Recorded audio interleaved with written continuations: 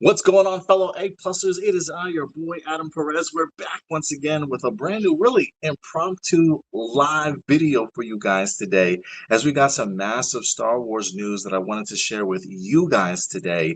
We're going to be talking about it. Kathleen Kennedy has officially announced her departure from Lucasfilm. We talked a little bit about this for you guys this past weekend on A-Plus Hero Report, that this announcement was certainly coming, and it is, in fact, here today. So let's sit back, relax, enjoy the show, and let's talk about it. I'll see you guys on the other side.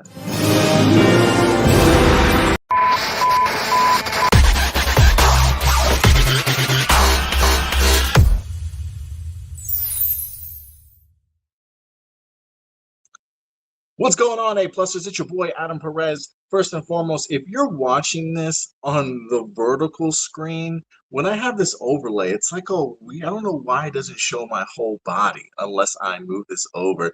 Come join us on the on the other stream. If this looks, maybe I should just drop this. So let's just drop this. Maybe I'll just drop this for you guys. I don't know. You let me know. Overlay, no overlay. You guys let me know. We're here today because we're set to go ahead and talk about Kathleen Kennedy, man, as she, in fact, says farewell to Lucasfilm. This is, in fact, I think this is going to be her last week here. We did talk about this briefly on Hero Report, that they had picked out some co-CEOs.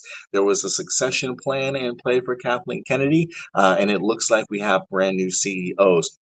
What's interesting today, now that they've announced her departure, she went ahead and gave sort of like a farewell statement, if you will, and she also wound up having an exit interview, which I thought was rather interesting to kind of talk about and highlight her time in Lucasfilm, even giving us an update in regards to what is certainly to come going forward for Lucasfilm, despite the fact that she's certainly not going to be there. So I wanted to talk with you guys about that because I personally have not read the exit interview yet to hear what she certainly has to say in regards to some of this stuff. But this is a monumental moment. This is a huge moment for Star Wars fans, for Lucasfilm, for Disney. George Lucas handpicked Kathleen Kennedy to go ahead and run Lucasfilm for her. And she's been doing it, maybe 10, 15 years? I don't know how long it's been since Disney wound up purchasing Star Wars and Lucasfilm from George Lucas himself. But we're going to talk about it today. If you are watching us live, feel free to go ahead and jump into the live chat at any particular point in time. If you have some thoughts in regards to wanting to talk about this with me for a little bit, I would love to hear some of your guys' thoughts. I'm not sure how you're watching it, but for right now, I'm going to go ahead and put up the let me see, overlay. Yay or nay? Let me know. I guess depending on how you're watching it, and then I'll take down the overlay for some reason because the setup is just weird. At least when it comes to like they have like the horizontal and then like the vertical view. Check us out on the horizontal if you get a chance. But yeah, anyway. But let's talk about it real quick here, man. Because this look, first and foremost. I know Kathleen Kennedy gets a lot of hate in regards to her time over on Lucasfilm, but I would like to give her props and her flowers because before she became the head of Lucasfilm, she ended up actually having an incredible career prior to this. Steven Spielberg calls her one of the best sort of producers out there in Hollywood, if you will. And she's got the recognition from other big people in Hollywood. She's got the movies under her belt to certainly warrant that. So regardless of how you certainly might feel about Kathleen Kennedy, we cannot take away the incredible career that she has certainly had leading up to her being the head of Lucasfilm. She's had some misses when it comes to Lucasfilm. She's had some massive swings and some massive home runs. The Force Awakens, I believe, is still one of the biggest I think it's actually like the biggest domestic box office movie of all time. That movie made a ton of money. I personally am a big fan of The Last Jedi. I don't think it's perfect. I have my issues with it for sure, but the Rey, Kylo, and Luke stuff is near perfection for me. We got Rogue One out of her. We got Andor out of her. Rebels, was Rebels under her tutelage, under her view? I can't quite remember honestly. The first couple of seasons of Mandalorian, she's had some successes. Star Wars Visions is pretty incredible also. So yeah, some swings, some misses, some disappointments, unfortunately. So we'll see what happens for her future going forward. She says she's not retiring from the movie business, but she is going to be departing Lucasfilm. She's probably still going to just go forward and continue to produce other movies, more other maybe independent movies, or just produce movies in general. Who knows? Maybe she does end up producing other Disney movies at the end of the day, but she certainly won't be over the everyday sort of thing. So thank you, Kathleen Kennedy, for your service.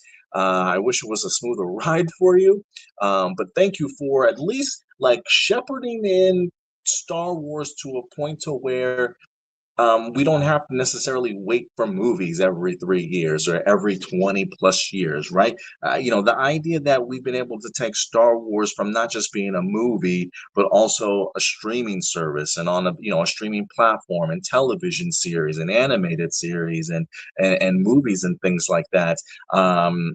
She really had her hands full for sure, having to deal with COVID, having to deal with Bob Chapek and his quantity over quality sort of mindset. Then trying to revert back to the idea of maybe we should focus a little bit more on quality. Finding some really great people to work with. Unfortunately, having some great people fall while I don't want to say fall, but like falling by the wayside, I guess, in regards to misses, in regards to great opportunities for creators to work under her that never had the opportunity. So definitely an up and down roller coaster ride for Kathleen Kennedy, but she certainly did a lot when it comes to the franchise.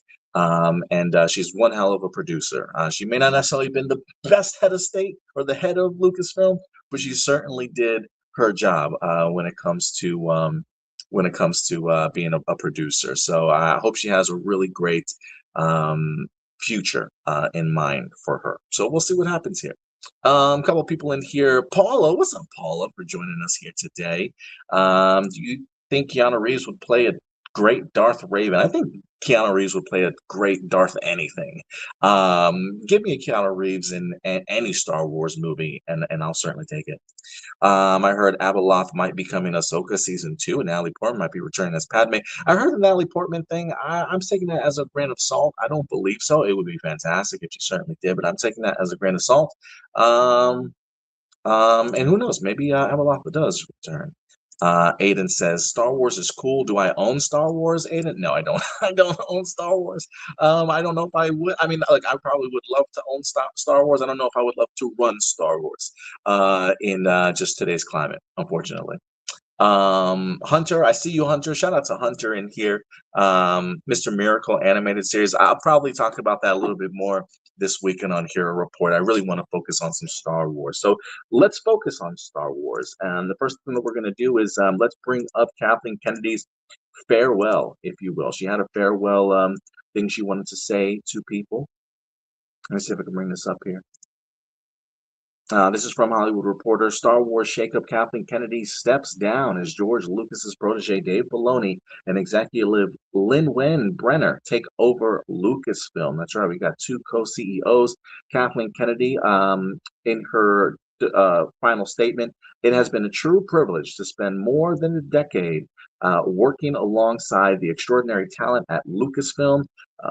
Their creativity and dedication has been an inspiration, and I'm deeply proud of what we've accomplished together. I'm excited to continue developing films and television with both longtime collaborators and fresh voices who represent the future of storytelling. And I know Dave Filoni himself has got to be praising Kathleen Kennedy for all the help that she certainly provided for him, at least in the sense of like putting him around great, knowledgeable directors and producers and other creatives in Star Wars, to be on, whether he's working on the big screen or in the small screen, like just anything that Dave Filoni can get attached to, and learn from somebody so that he himself can elevate his ability as a live action writer or director. Super fundamental. So, Kathleen Kennedy was certainly a big part of his growth, and it seems like she certainly has a lot of faith in regards to what the future is certainly going to hold. But that was in fact her farewell statement. We had somebody in the chat here. Nook, what's up, Nook? Appreciate you coming through, Nook. But let's get to the main event here, because I don't know how much time I have on here with you guys, but I do want to talk a little bit about Kathleen Kennedy's exit interview. This is where I think all the juicy information is certainly going to come in regards to her true thoughts on things now that she's wrapping up, right? I mean, look, if you are exiting, this is your opportunity to talk about your regrets, your successes, and what's to come, or like what you've left behind in order for people to kind of build upon. So let's go ahead and break this. I have not read this yet, but I do want to read this in full detail. I have no idea how long this is, so I apologize. But we're going to go through each interview question and see what her answers are, and see how things turn out here. So let's check this out. She explains the deadline, why now, and what's ahead of her. All right, let's do this. Lucasfilm has been... Oh, where'd it go? Lucasfilm has percolated a lot of... well, real quick before we do that, shout out to Kiki and Luca in the chat. Appreciate you coming through, Kiki and Luca. Thank you so much. Lucasfilm has percolated a lot of Star Wars films and generated many hours of Disney series in recent years. Talk about this combination of Filoni and Brennan, and you finally loosening your grip on the reins. So she says, 2 years ago, I went to Bob and Alan to figure out what the transition plan would be, and I made the recommendation that it would be Dave Filoni and Lin-Win Brenner, the latter of whom has been running the business side alongside me. So I think Lin-Win Brennan here is like the big mystery piece behind it. While we do know Dave Filoni's part of, like, I think he's like the chief creative executive or something like that already. But the fact that we've got somebody like Lin-Win, who she explains here, has been running the business alongside her this entire time. I mean, that's firsthand opportunity, learning from one of the best producers in Hollywood in regards to how to run kind of the business side of things. So that's actually kind of comforting, if I could be honest with you. She comes out of ILM, 16 years as general manager, and then transitioned into being the general manager for Lucasfilm. She has been my key financial partner, my business partner running the company. That's fantastic to hear. So like from a money kind of standpoint, she seems like she's on her game. So I'm pretty confident when it comes to Lin-Win here. Dave is... Come on, where'd you go, bro? Where'd you go? Dave is the perfect person to transition, but he hadn't made a movie. And I worked very closely with him, beginning with Rogue One, to get him a feel of how live action works. His background is animation, as he worked with George on Clone Wars. He's very talented and immersed in Star Wars. He and Pablo Hidalgo are like the walking encyclopedias inside the company. They always have the answer when you ask, how can I do this with a lightsaber? Or what color were the sabers? Or anything else you need to know with what has come before. Dave has now spent all the seasons of The Mandalorian working with Jon Favreau, who, again, you might know Jon Favreau from just something like some of his acting performances, or maybe even Iron Man. But Jon Favreau has a long history in Hollywood, especially in making movies. So to work alongside Jon Favreau, that's just more information for Dave, who's been a great mentor to him. And then he went off and did Ahsoka, which came with some stories he was telling in Clone Wars. He was able to create seasons 1 of Ahsoka. Now he's finished directing some of season 2 and writing all the episodes. He finished that in October. But my point is, we've been talking about this for 2 years. So Dave Filoni has been mentally... what's up, Scene and Nerd? I'm assuming this is maybe Will, maybe Sarah. It's one of those two. But thank you very much for certainly coming through, Scene and Nerd. So she talks about, look, this has been the plan for 2 years. This isn't like I just sprung this on Dave Filoni. We have been working for quite some time to kind of get them potentially ready. If you joined us for our Hero 4 episode this past weekend, one of the things that I talked with Will about is my concern is the idea of just still, while he has been doing this stuff live action for a minute here, he hasn't quite necessarily proven himself to me in regards to how good in live action that he could be. I think Ahsoka season 2 is really going to be the test. But then I got to thinking about it a little bit more too. And while it's great that I think he's a great from a creative standpoint, she brings up him and Pablo Hidalgo, who I think are two people in Lucasfilm that are absolutely needed.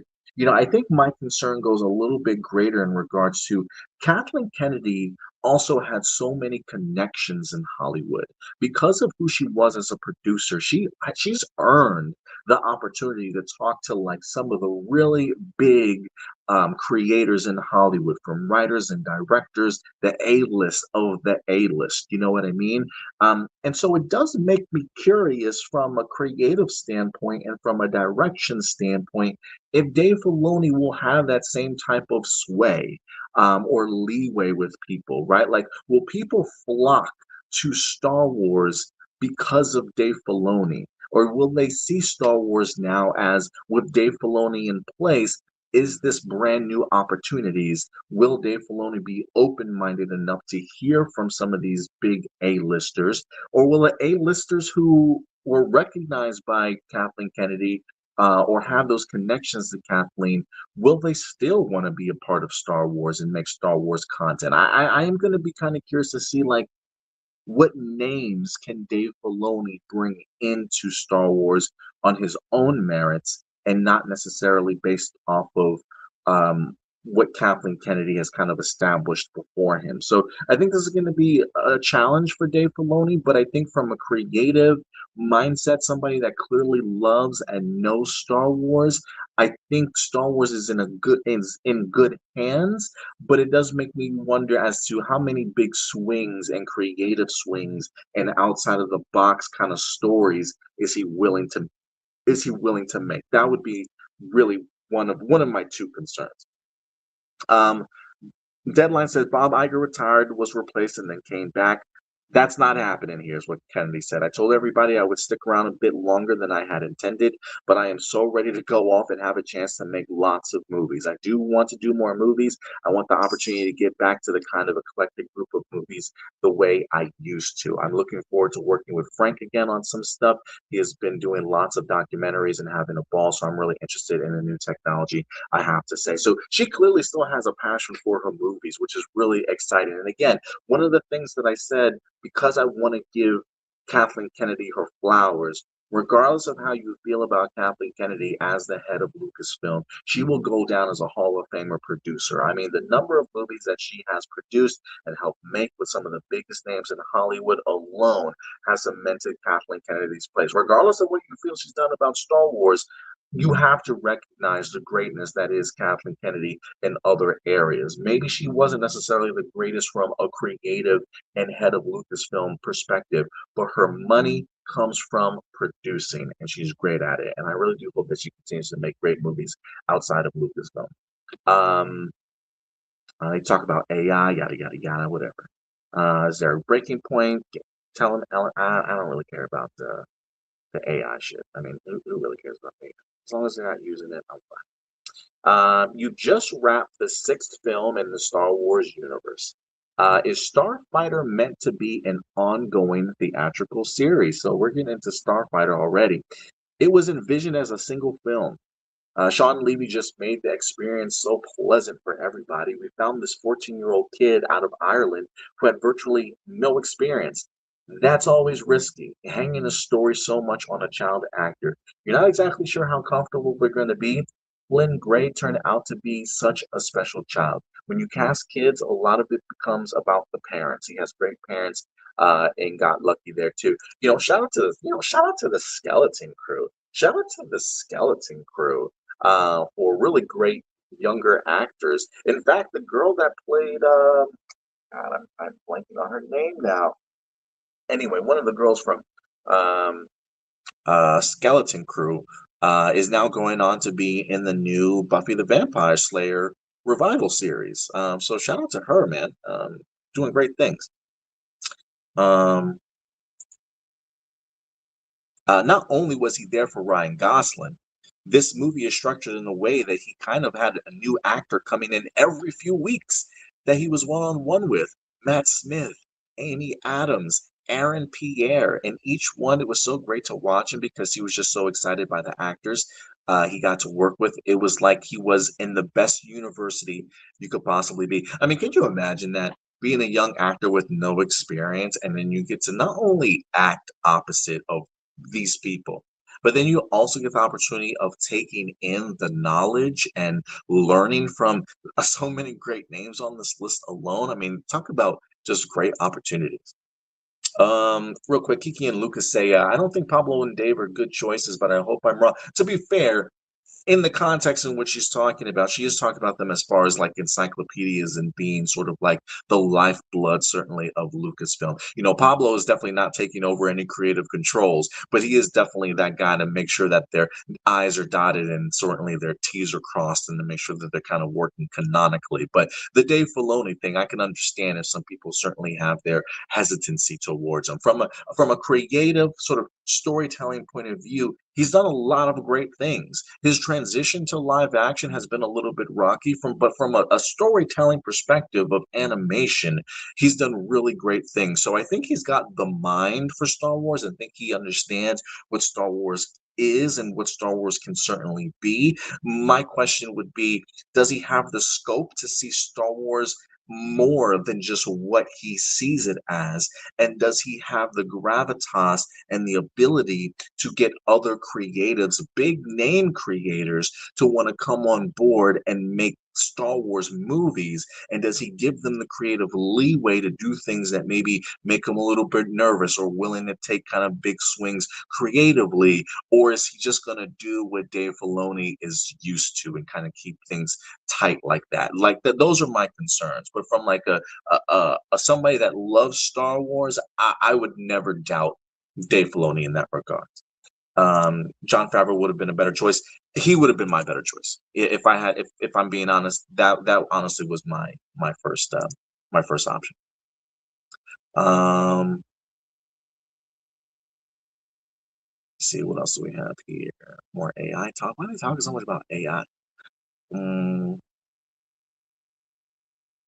They do talk a little bit more about her career here. So about the question I asked earlier, sounds like Sean would be a willing returnee. And you've made a discovery with this kid from Ireland. Are we going to watch him grow up in an arc of pictures? So the interview is going back to the idea that despite that she just said this is meant to be a single one-off type of film, the potential of if this movie does well and the story is there and it makes money, could this turn into an arc of films? We could, she says, but this was designed as a real standalone. We have the Mandalorian movie from Jon Favreau coming next, which also was great and a completely different Star Wars movie. That comes out in May. As soon as I get back in town, I'm sitting down with John and looking at that. The whole time I've been shooting Starfighter. We've been working on effects that are going to go into that movie. We finished shooting in November. So she seems like she's been pretty active, or at least on the set, seeing dailies, seeing the edits, seeing special effects of Starfighter kind of coming together. But it does look like she is set to sit down with Jon Favreau and kind of maybe look at, I would assume would be maybe the final cut of the Mandalorian movie. We've had a long post on that, and so I'll oversee a lot of those effects shots cut into John's movie. Also talking about that, I guess they're still going through edits, and I'll get myself re-immersed and get that finished. With Sean's movie, this could go on, but it's not our intention right now. We really made a movie as a standalone story, but you can't ignore the fact that this young actor is so good, and I will be very surprised if he doesn't go on and we don't try to see if there might be future stories. But it was kind of nice not going into this and not having to think that way. We could just make a movie and tell a story. And maybe that's what Star Wars should certainly get back to a little bit in regards to maybe just focusing on telling the story that you want to tell. Have a single story in mind And if it hits and it rings true with fans, then go ahead and start looking towards kind of a sequel. I don't know if we've had a Star Wars movie like that certainly in a minute, with the exception of maybe Solo. But I think maybe even Solo. Well, I was gonna say I don't know what their intentions were for Solo. If they would have liked to have made a Solo 2. If that was kind of in the back of their mind, or if their intention was to kind of make an individual Solo movie. But she seems pretty focused on the Mandalorian and Grogu and Starfighter right now. What have been the highs and lows of running a company built on such an IP? Oh, man. The highs include realizing how many people love Star Wars. The majority of people, and certainly the people that I run into and people outside the business, they love Star Wars. They love movies. They might love all the shows. They might love some of the shows. But when I came into this, I realized a few things. We had walked into a moment when there hadn't been any movies for 10 years or more, but there was still the memory of the greatest series of movies in cinema history. So you're walking into something that has enormous expectations, yet at the same time, you know that you've got to find new characters and you have to expand the galaxy and you need to think about who the new audience is. That's what I feel that I did. And that's what I feel all the people that I've worked with over the last decade did. The highs include bringing in a new audience. I think we did find new characters. We continue to find new characters, and she's absolutely correct in regards to the highs there. I mean, the idea of having to expand Star Wars into the point of realizing you've got several generations of fans now, right? Like, you've got people of the original trilogy, you got people of the prequel trilogy, and then now you want to try and get in people of younger audiences also, and newer fresh faces. So you make yourself a sequel trilogy regardless of how you felt about it, but also realizing that opportunity with streaming kind of coming on board, the ability of having to expand Star Wars to greater reaches of people and offering them a little bit something different to allow them to become new fans and find sort of an entry point into Star Wars. Again, you can argue some of those things were successes. I would also argue some of those things you can argue that some of those things were not successful, but I would also argue there were some things that definitely were at the same time. The lows, she says, the lows are that you've got very, very small percentage of fan base that has enormous expectations, and basically they want to continue to see pretty much the same thing. And if you're not going to do that, then you know going in that you're going to disappoint them. I'm not sure there's anything you can do about that because you can't please everybody. All you can try and do is tell good stories and try to stick to the essence of what George created. He embedded incredible values into Star Wars and what it has to say. The whole idea of hope and fun and entertainment and what he's done over all those years, that's what I tried to preserve. And I wouldn't do that. I wouldn't do that any differently, and I wouldn't change anything that we've done over the years. I understand why some people may like certain things more than others, but that's not going to change why I decided to do certain things and why I decided to work with the people that we work with. Look, yo, Kathleen Kennedy standing on her morals, being happy in regards to the way that things turned out overall. I mean, look, I mean, I guess I wouldn't mind a little bit of reflection in regards to, like, you know what, maybe we could have certainly done this better. Maybe she goes on and talks a little bit about things that maybe she could have done a little bit better. But I appreciate the idea of, like, recognizing the moment that you're in and just trying to stick to your guns as best as you can. I do think there is something important to understand, that you can't please everybody, and I absolutely fundamentally agree with her in that regards. I mean, there are I love that she says a very, very small percentage of fans that have enormous expectations and basically just want to see the same thing over and over again. I've seen it from YouTube Star Wars people. Like, I've seen it already. I've seen people try and do AI videos of young Luke, young Han, young Leia. Like, if they could just get AI slop just so that they can appease their self and their enjoyment of the original trilogy again in any way possible, they certainly will. And that's not to say that that's all Star Wars fans, but she definitely understands that there are some people that just want to see the same thing kind of over and over again. But this is something that I say all the time, and some people may not like it. Tell the stories that you want to tell. I understand the idea of, hearing some audience feedback and getting an idea of what it is that the audience likes. That's great and all.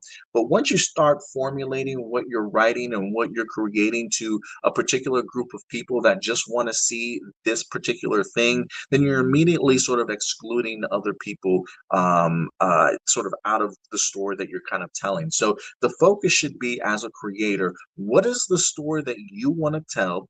Write it to your best ability. If other people within the company absolutely love it and things work out and the final script, this is great, let's go, make the movie that you want to make. Because unfortunately, one, making any movie is extremely difficult, but two, making a movie that anybody would like is probably extremely difficult, and then three, making any movie that any Star Wars fan would like is probably extremely difficult. So you really just got to focus on making the movie that you want to make and understanding you can't please everybody, and just hope that a majority of people are happy with what you did. She goes on to say, she says, I think everybody that came into the Star Wars space, they love Star Wars. And that was first and foremost important. You want to have people coming into Star Wars and wanting to tell stories and wanting to make movies and wanting to create televisions that you respect and care about. Jon Favreau is completely different than Tony Gilroy, and yet they're both incredibly talented storytellers. I find it brilliant to support each one of them in trying to tell the stories they wanted to tell. And some of those things work and some of those things just don't. But the idea of sticking to your guns and making the stories that you want to tell, that's all you can do. That's why I think I do well. That's what I think I do well, and that's what I like to do and want to continue to do. And hopefully that took Star Wars into the next step. We'll see in the long run, but it feels like it did. I feel like we expanded the universe. She definitely did. We brought new audiences in. She definitely did.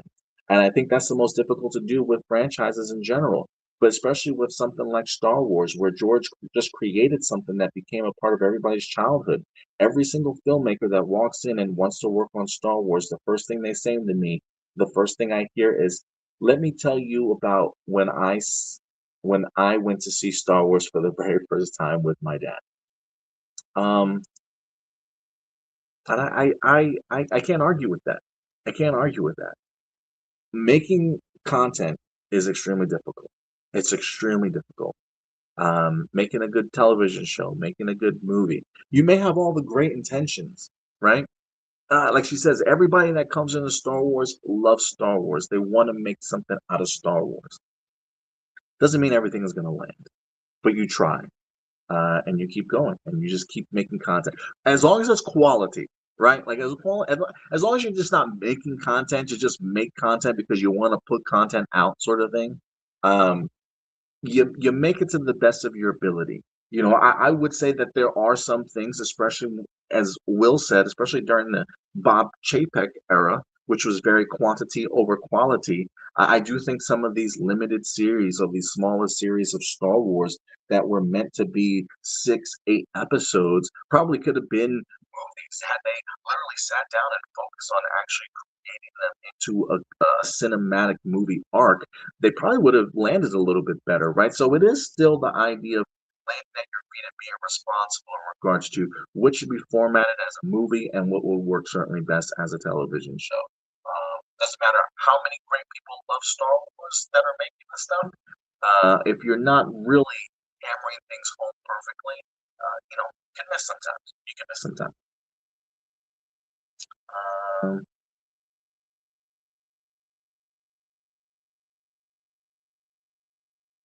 Kiki and Luca, what's up, Kiki and Luca? Thanks, Adam, for the show. Appreciate you coming through, Kiki and Luca, always. Um,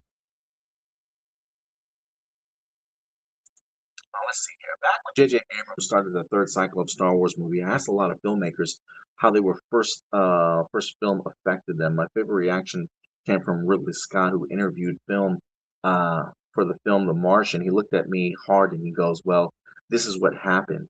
And he told me a great story about being with Dave Putnam, and they were working in Tristan as his next film, and took a break to go see the movie everyone was talking about. Really said he found himself getting more and more pissed while he watched it, not because he didn't like George or his movie, but because he didn't think of it first. As he exited the theater, he turned to the producer and says, "I think I'm not going to be able to do this movie with you. I've got to go to space." that led him to Alien.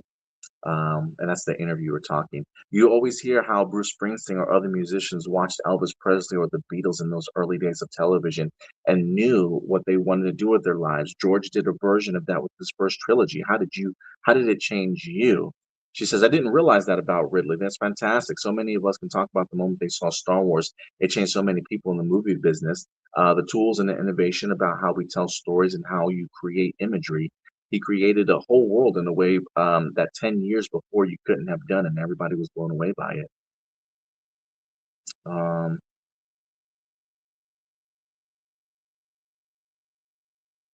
Oh, here we go.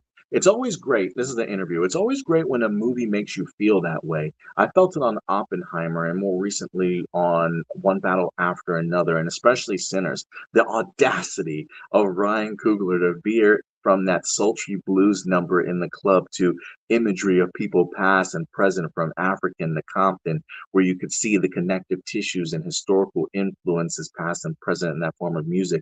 Coogler went into the genre sandbox and turned it completely on its ear. I don't think I've ever seen that in a movie quite like he did it. I imagine you'd give your eye teeth to have a guy like that see what he can make in the Star Wars universe.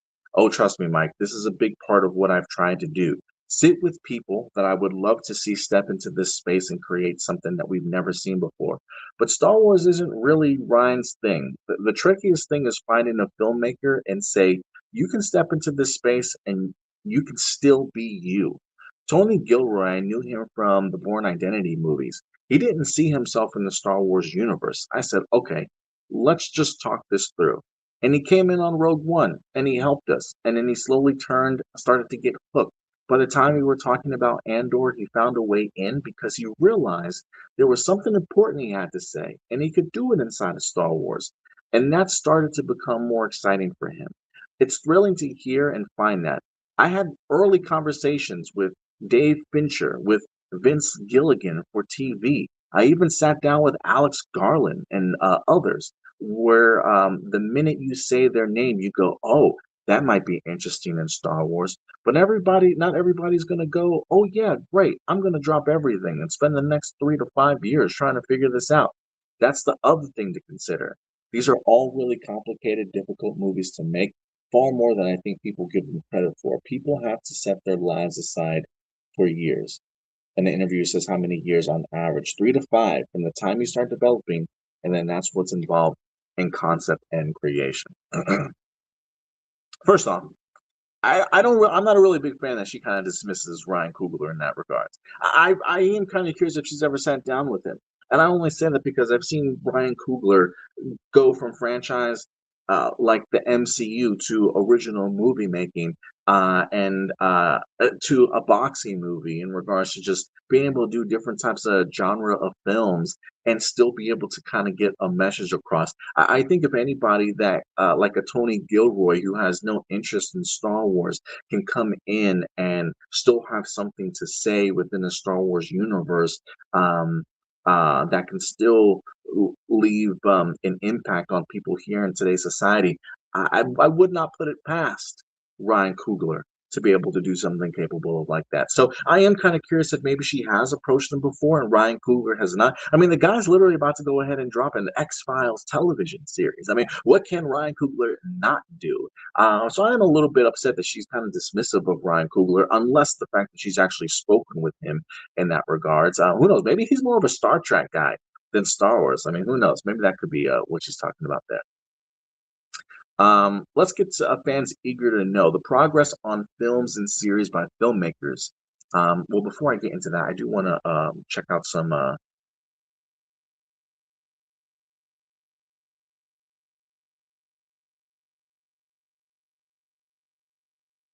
Let's see what some of you guys are saying in here real quick.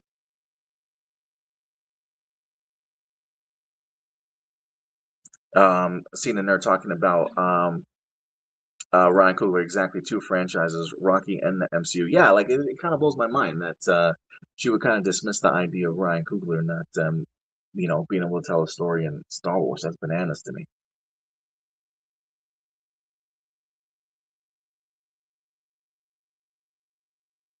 Kiki and Lucas says Kennedy gets 100% credit for Andor, best Star Wars I've ever seen since Empire. I'm very grateful for that. Yeah, absolutely. And the fact that she had to coerce Tony Gilroy to certainly come back, I think says a lot. Yeah, let's she says the interview says let's get to what fans are eager to know. The progress on films and series by filmmakers you've committed to putting in that 3 to 5 years. Ryan Johnson, James Mangold, Simon Kinberg, Taika Waititi. Where are all those projects at? This is where Kathleen Kennedy says, and I think this is probably going to be the most interesting part of the interview. She says, I got to be a bit careful here. James Mangold and Bao Willimon, who I believe is also a writer from Andor, wrote an incredible script, but is definitely breaking the mold, and it's on hold. That worries me. That worries me. And look, it worries me in the sense of like, hold on, maybe I'll talk about it here in just a little bit. Here we go. Taika Waititi has turned in the script, and I think it's hilarious and great. It's not just my decision, especially when I've got a foot out the door. Donald Glover has turned in a script.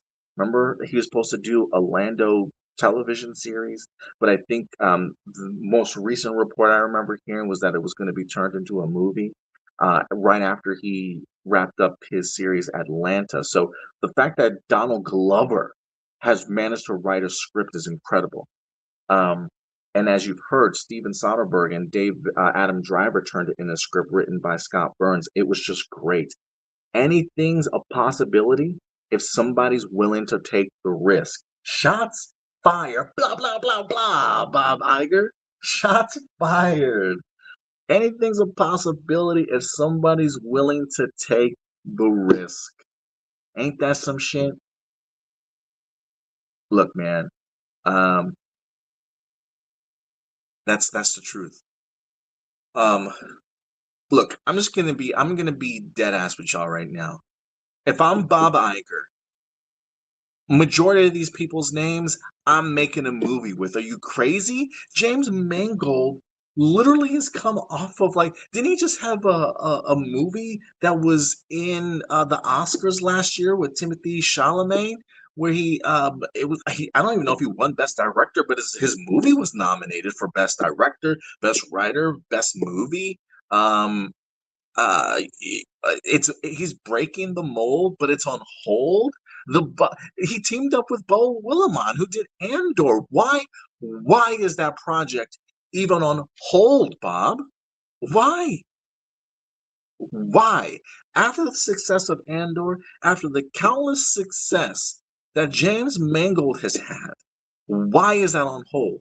The man literally has an exclusive deal now with Paramount. He's supposed to be making a Swamp Thing movie with the DCU. You have got to get this movie done before the opportunity passes you by. Look, Taika Waititi, I love Taika Waititi, but I need a break from Taika. Okay.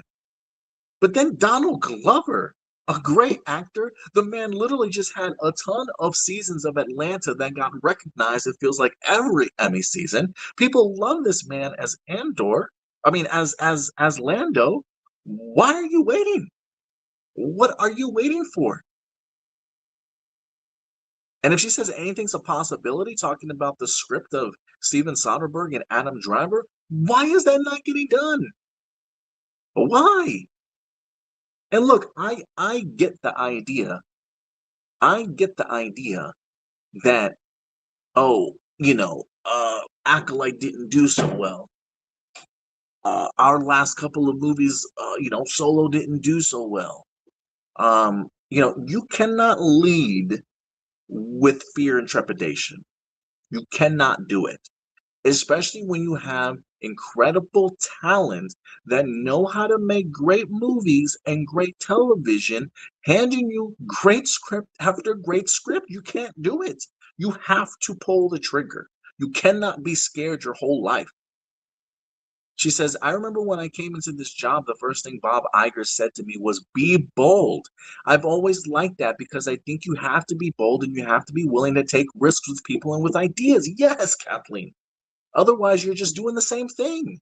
Right now, we're in the era where companies are so risk averse, and I get it. I hear all the conversations. They've got Wall Street to please, and I get that. But I also believe that that's what contributes to things disappearing ultimately. I just think you have to take those chances. Yes, yes, yes. Everything I just reeled off to you is taking a bit of chance because none of these filmmakers are just just walking in trying to do same old, same old. I'm excited by that, but the studio's nervous about that, and that's kind of where it sits at the moment. This will be the death of Star Wars, regardless if Kathleen Kennedy is there or not. You can be upset with Kathleen Kennedy for maybe not everything that they've taken swings at working, but she took swings. Now we're in a moment where Star Wars content barely gets made because Hollywood and studios are very risk averse right now. And we could be stuck in this limbo for a really, really long time. But if they are okay with just continuing to regurgitate the same thing over and over again, thinking that they have some sort of financial safety net by doing that, that's great. Look, that you will always make money off of. Oh, I don't want to say you will always make money doing the same things, but you will have a group of people that are okay with doing the same things. But if you want your company to continue to grow, to bring in new viewers, to continue to try and make as much money as you possibly can, you have got to take chances. And I love the idea that they're getting filmmakers that want to be bold and do something different. There is no way that you get a Steve Soderbergh, a Donald Glover, a James Mangold, and the writer of Andor that hands you scripts that you think are great and you don't do anything with them. That's this fucking disgraceful. Star Wars fans should be upset that Bob Iger's old ass ain't moving forward with some of these projects. Why are these on hold? That pisses me off. That truly pisses me off. Shout out to Stacy. Shout out to Stacy. I appreciate it. Kiki and Lucas says it's been 6 years since the Star Wars movies. That's ridiculous. Oh, I agree. I agree. Kiki and Lucas says Mangold made an indie movie. They lost a lot of money for Lucasfilm. I mean, that's true. That's true. I will say I don't think that indie movie is as bad as most people make it out to be. The final act to me, I did not care for. The final act did not care for. I think the movie could have been better, absolutely. But then I take a step back and I also look at the other great James Mangold work, and I tell myself, I know this man can do some shit. Like I cannot hold James Mangold to his last movie because the truth of the matter is, even though Indy did not succeed, his other movie after that was fucking great. And it earned him Oscar nominations. So I know James Mangold is gold. Hey, see what I just did there? I didn't mean to do that, but yes, I know he has the capability. Deadline says, what about Rian Johnson returning? After Last Jedi grossed 1.3 billion globally, we expected him to return. Kennedy says, once you made the Netflix deal, and went off to start doing the Knives Out, that has occupied a huge amounts of his time. That's the other thing that's happened here. After Sean and I started talking about Star Wars, Stranger Things kicks in, and he was completely consumed for a while about that. That's what's happened with Rian. And I do believe he got spooked by online negativity. I think Rian made one of the best Star Wars movies. He's a brilliant filmmaker, and he got spooked. This is the rough part. When people come into this space, I have every filmmaker and actor say to me, what's going to happen? They're a little scared. So now you also got a mountain to climb here at Kathleen Kennedy. That when they see the love that Star Wars fans have for this franchise, they know that expectations are large. And if they're asking what's going to happen, you know that they're ready for blowback.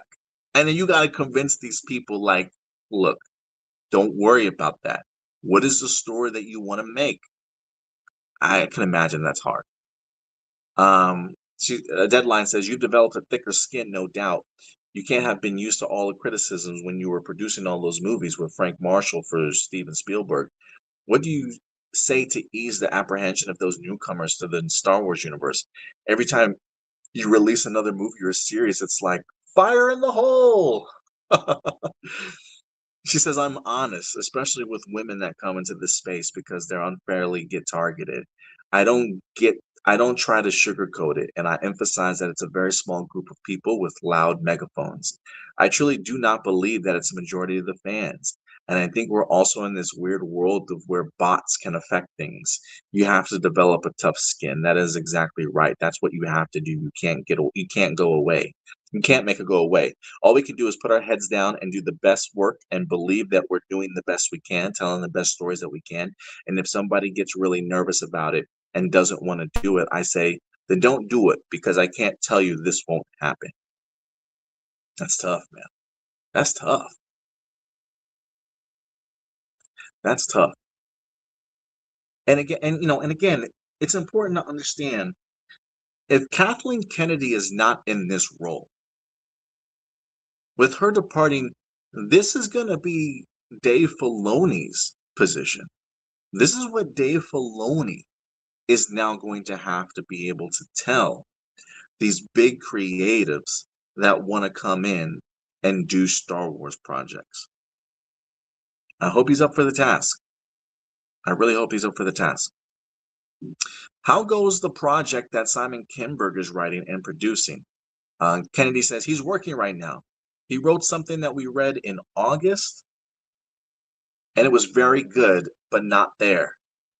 We've pretty much upended the story and then spent a great deal of time on the treatment, which he finished literally about 4 weeks ago. And it's a very detailed treatment, like 70 pages. And so he's expected to give us something in March. Oh, God. Look, I'm going to be honest with you. I don't think Simon Kinberg is the man for this job. And I've said that before on day one. He worries me. He worries me. I don't know how much growth this man has had. Like, I know he's written Star Wars stuff before. I don't think it was Clone Wars. I think it was mostly like Star Wars Rebels. I think he's wrote or at least produced stuff, right? He's been a part of the Star Wars world. But I just don't know how strong he is in regards to writer. I mean, we've seen his stuff when it comes to X-Men writing. It's not the best.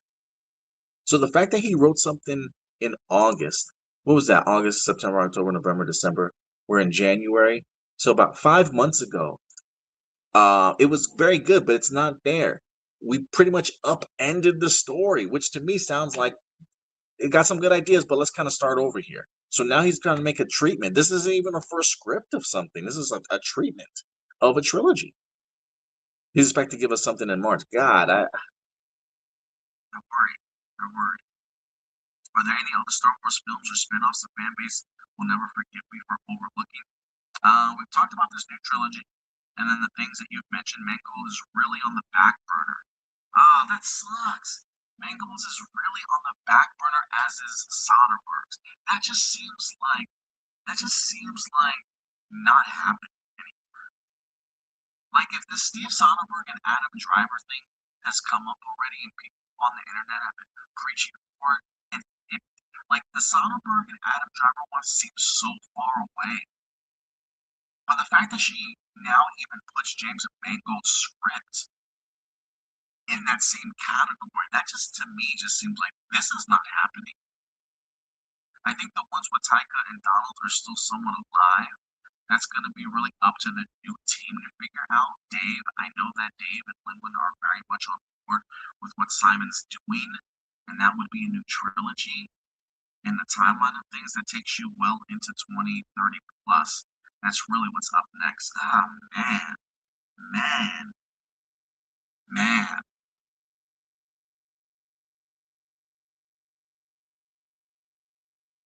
I gotta sit with this a minute, y'all.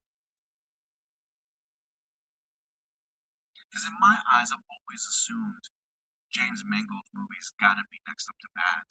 I mean, they've got a really great script. It breaks the mold.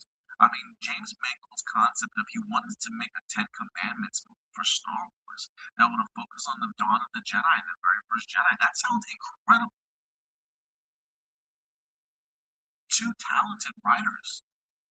and it's on the back burner along with another incredibly accomplished filmmaker in Steve Soderbergh's stuff. That blows my mind. And it's really going to come down to the new team. Dave Filoni and Lin Win are all on board with what Simon's doing. The guy that literally gave them a treatment in August that was very good, but not there, and now they have to upend the story and start over again. Like, Dave, I know you've worked with Simon Kinberg before, but you have to be loyal to him. Why is this guy here? And look, if the Simon Kinberg thing, I eat my words come 2030, fine. That's more than fine. But this goes back to what my concern was. Who are the names that Dave Filoni is going to be able to bring in? Is it a Simon Kinberg level guy? Or is it James Mangold level guy that somebody like Kathleen Kennedy can kind of talk to because she's got that sway in Hollywood? Is it Steve Soderbergh going to come to Dave Filoni and be like, yeah, let Dave, I got this great idea. This worries me. There's no mention of a Ray Skywalker movie here at all. Oh, boy. Oh, boy. Which one of these will you produce? I'm open to producing any of what is they need. Certainly in things that I've been involved with, the filmmakers that I've been working with, I'd love to see those through if I could, but I'm not mandating any of that. I'm genuinely trying to support the new team that's coming in and encourage them to make the decisions they need to. You've got to be on board to drive these things, and so I really encourage them to do that. And look, she's got to. She has got to encourage them. They cannot settle for mediocrity. They cannot.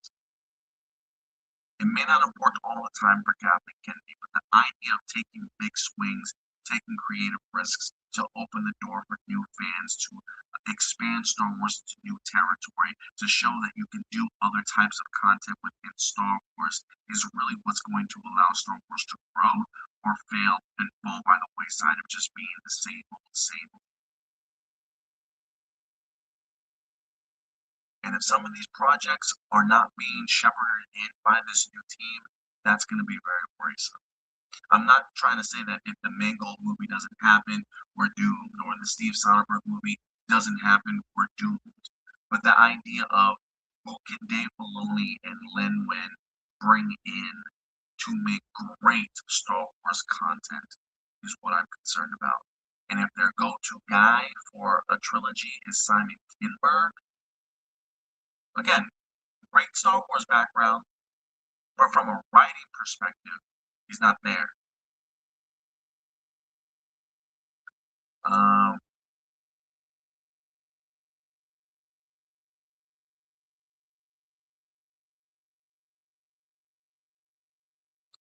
There's so much scrutiny on all the things Star Wars and Indiana Jones. Some work better than others, but they all seem to gross big numbers. Is there any you wish you had back, and maybe you could have done better with more time, or that you let go of something you'd love to have seen get made and released? So this is really going to be like her regrets. So let's see what she says. No, I don't really have any regrets. None, Kathleen? Well, maybe a bit of regret about the Solo A Star Wars story. I brought Larry Kasdan in on, and we were so excited about that idea. And then when you're into something, you realize fundamentally, conceptually, cannot replace Han Solo, at least right now. Deadline says Harrison Ford is a hard act to follow. As wonderful as Alden Ehrenreich was, and he really was good. He was. Shout out to Alden. And as a wonderful actor, we put him in an impossible situation. And once you're in it, and once you're committed, you got to carry on. I think I have a big regret about that, but not about the movie making and the filmmaking. I don't have regrets about that. I just think that conceptually, we did it too soon. You might have been right. We literally did it right after the death of Han Solo. Not a good look. I don't think a lot of people were asking for a Solo movie, to be quite frank with you. At the same time, many felt that Indiana Jones was an example of where Harrison stayed a little too long to the dance. She says, "No, no, I have no regrets about that because Harrison wanted to do that more than anything. He did not want Indy to end with the fourth movie. He wanted a chance at another, and we did that for him. I think that was the right thing to do. He wanted to do that movie. I don't think Indy will ever be done, but I don't think anybody's interested right now in exploring it. But these are timeless movies, and Indy will never be done. Sounds like you're not ruling out another film with the whip and the fedora. You never know. But we are all still here, Steve, Frank, and I, and Harrison and George. So we get to say whether there's going to be any more or not. Oh, please, no, no more Harrison Ford as Indiana Jones, please. I don't. I'm glad that all of you are still around. I don't need another Indiana Jones movie. I just don't. Um, Look, there's a part of me. There's a part of me. Can you hear me, okay, guys? Sound issues. I'm having sound issues. Hold on a second.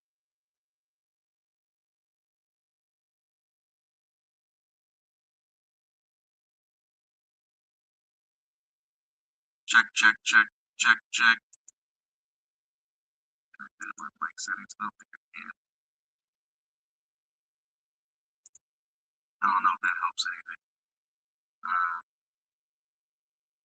Can you hear me, guys? Okay. Can you hear me a little bit better? I don't know. It's so weird how it works that way. I don't even have anything like plugged in. It's almost like it just kind of craps out on its own when it wants to. I think I'm almost done though. Kiki Lucas says this is very informative, great video, Adam. I don't like to read, so it's nice having some read for me. That's what I'm here for.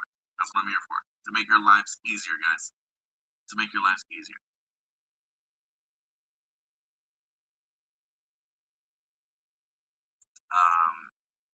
He did Rebels. Yeah, I was like, I think he helped write Rebels for sure.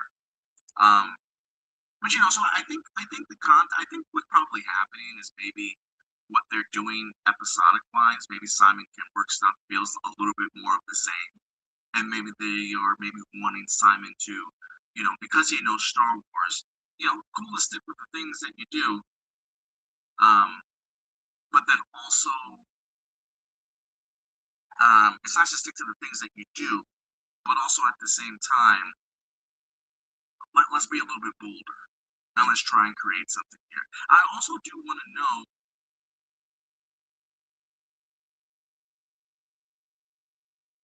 Hey, Crystal's here. Yeah, I don't know what's up. Give me 1 second here. Let me try something. Hold on a second, guys. I'm gonna take this guy down.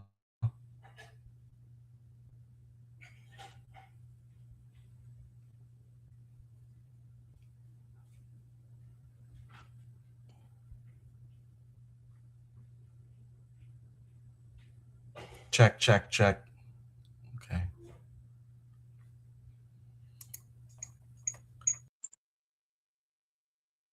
I don't know if this is going to be a little bit better or not. I'm literally using the phone from my the mic from my cell phone, so I don't know why. It's not like I have other options. Let me try.